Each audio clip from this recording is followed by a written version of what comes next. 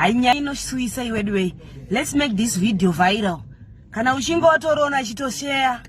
Share. Please don't forget to like my page. Don't forget to like this page. Melo chingo muka urumanzo. Ndisu wacho na isusu anotsika pachitini.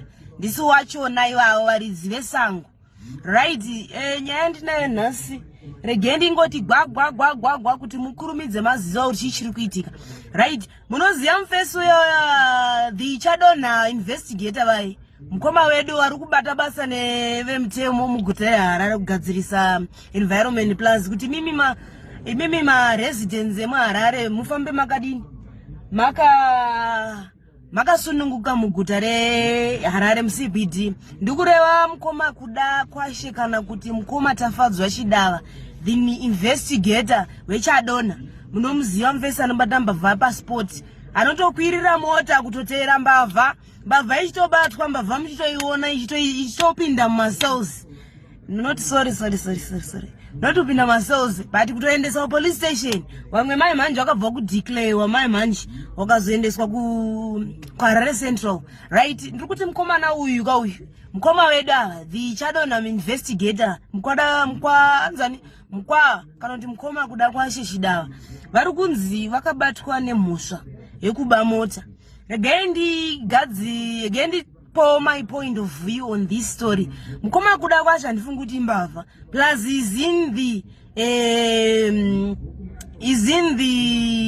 ndingati kudi ndingatsanangura ndichiti kudi. Anyway, ari kunzi akatenga mota kunzvimbo South Africa, kuguta reSouth Africa, ndobva anosmagula manje paborder.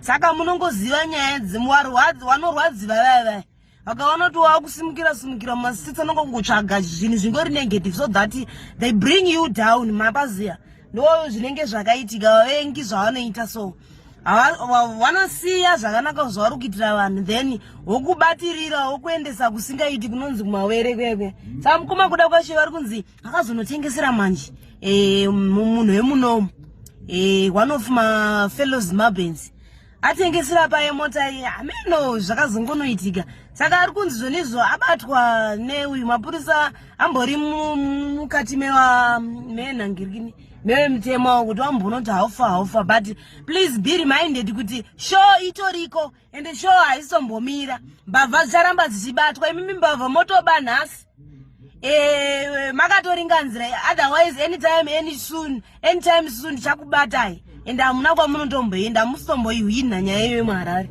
Totokubatai Mbavha morotamba makangwarira kozi hatisi kuzoregedzera nzvimbo nokuti gudo rinenge ravata kumeso. Tiri kuzokubatai chete. Mimi Mbavha dzechikadzi munoba muchihwandisa panzvimbo dzisingaiti. Mimi Mbavha dzechirume munotoba takatarisa tiri kuzokusungai. As long as uri kubatwa uri panzvimbo isiriyo, mutemo uchakusunga chete.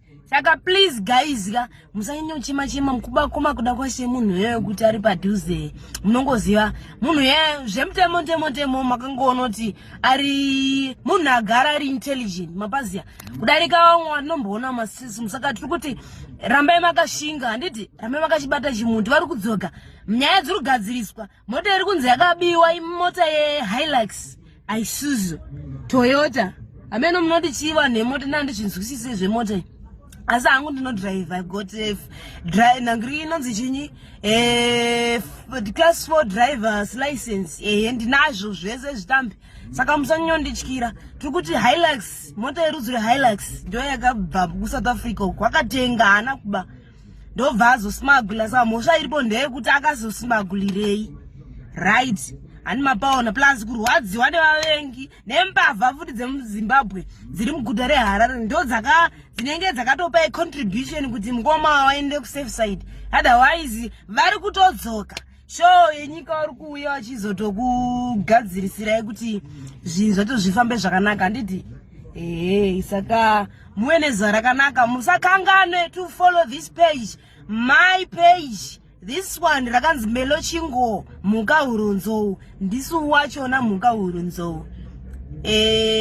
Panas toti bye bye.